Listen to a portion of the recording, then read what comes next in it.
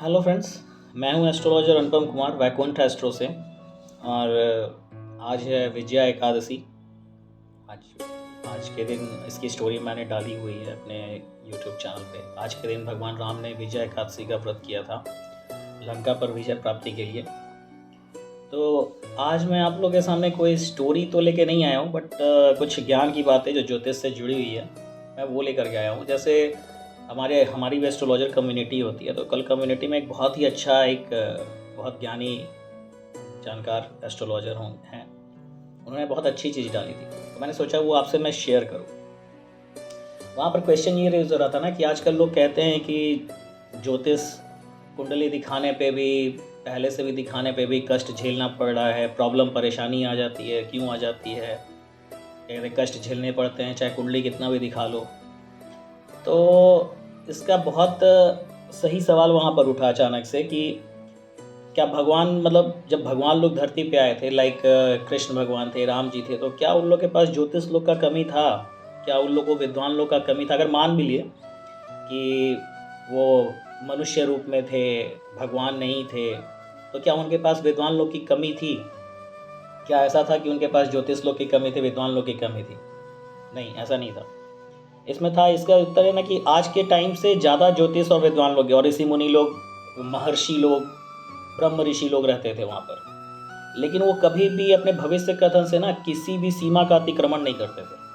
मतलब वो अपने लिमिट को नहीं लांघते थे। लाइक अगर आप शास्त्र में बहुत जगह उल्लेख मिलेगा कि भगवान जैसे ही सामने आए तो ऋषि लोग उन्हें पहचान लिया, और जैसे ही उन्होंने ऋषि लोग उनको पहचानते, उनके दर्शन, मतलब भगवान का जैसे ही दर्शन किए, उनका पहचान गए कि वो भगवान है, नारायण है, वैसे ही वो अपना वो निशब्द हो जाते थे, खुद को समर्पित कर देते थे।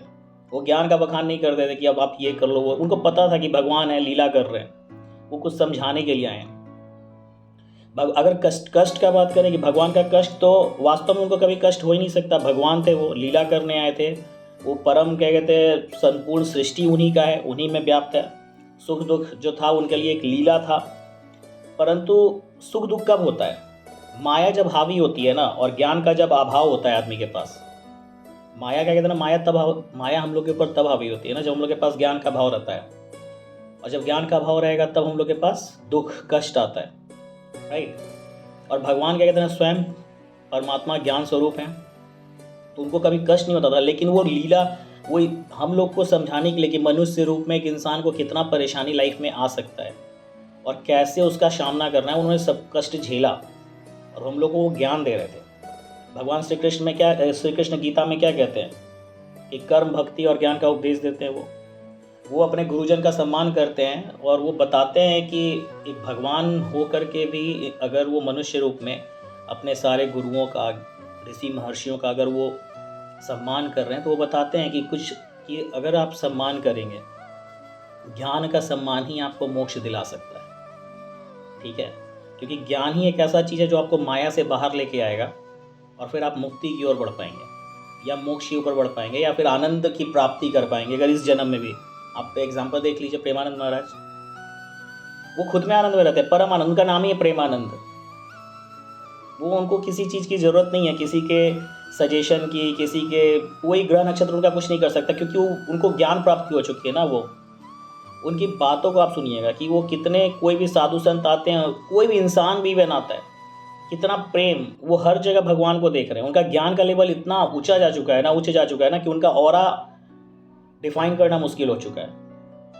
लेकिन आज के टाइम में क्या है, सामान्य जो भी लोग होते हैं, जो भी हैं, वैज्ञानिक हैं, डॉक्टर, इंजीनियर, आज के टाइम में सब सहारा तो लेते हैं ज्योतिष का, गुरुजन के पास जाएंगे। लेकिन आज के टाइम में लोगों के अंदर पेशेंस खत्म हो चुका है।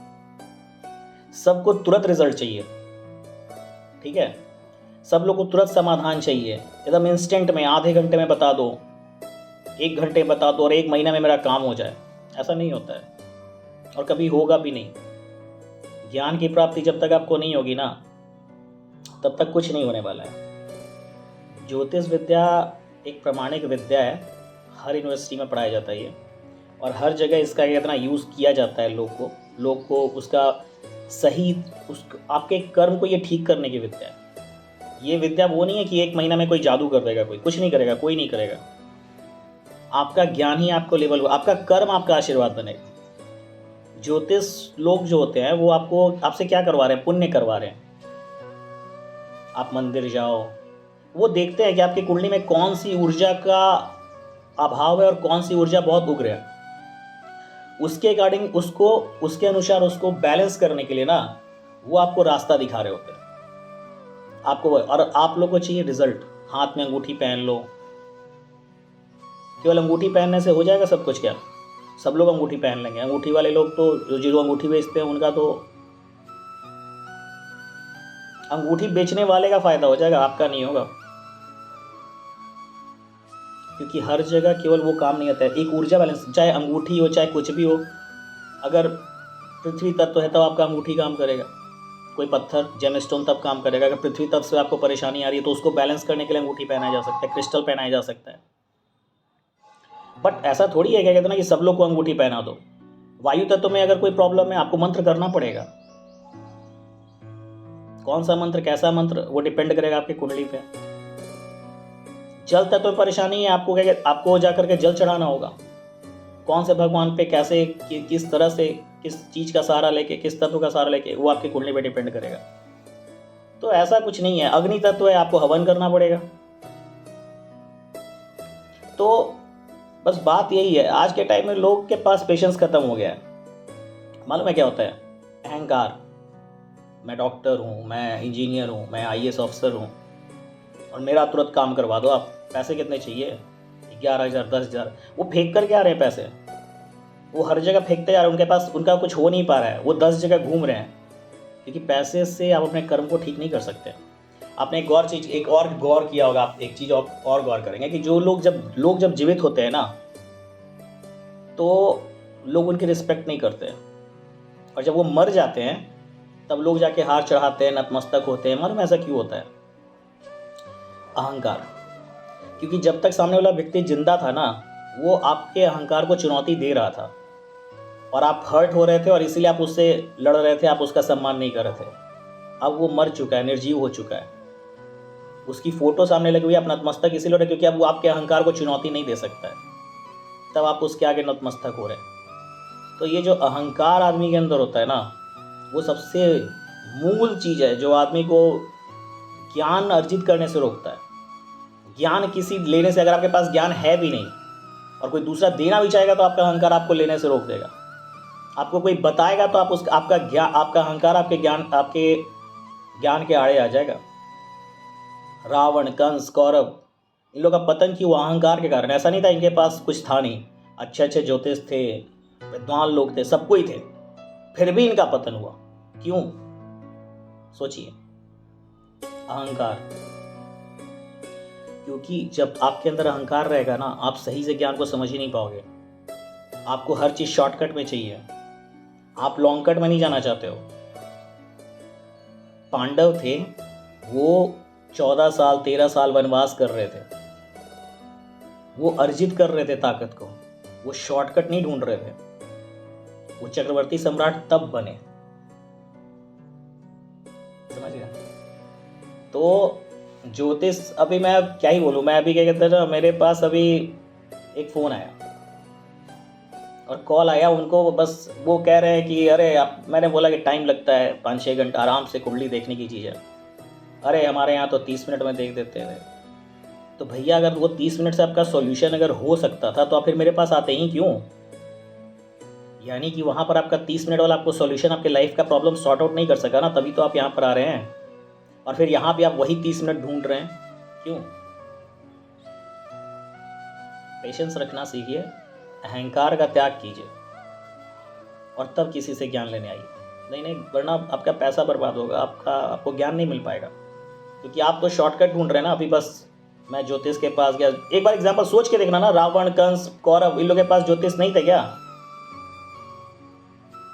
फिर भी इनका पतन हो गया। क्यों? अहंकार। जब तक आपके अंदर अहंकार है आप ज्ञान नहीं ले सकते किसी से, ना आपको कोई ज्ञान दे सकता है। और जो अच्छे एस्ट्रोलॉजर जो इसको मिलना होता है ना, उसका 9th हाउस जाके देखिए अपना पहले आप। अगर आपकी कुंडली में अगर 9th हाउस अच्छा है तो आपको एक अच्छा मार्गदर्शन करने वाला मिलेगा, एक बृहस्पति आपको मिलेगा जो आपको ज्ञान देगा, आपके लाइफ को आगे बढ़ाएगा। नहीं तो कुछ नहीं होना है। घूमते रह जाइएगा आप। मैं ये नहीं कह रहा मैं बहुत अच्छा हूँ, नहीं नहीं नहीं नहीं, आपका 9th हाउस जितना अच्छा होगा ना आपको वही मिलने वाला है।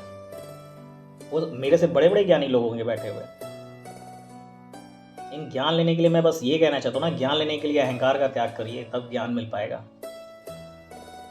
नहीं तो आपका बृहस्पति आपके सामने आके खड़ा होगा, आप पहचान भी नहीं पाएंगे अपने अहंकार में। आप भगवान से प्रार्थना कर रहे होंगे कि मेरा कल्याण कीजिए, वो किसी को माध्यम बना के आपके पास भेजेगा और आप उसको पहचान ही नहीं पाएंगे। धन्यवाद।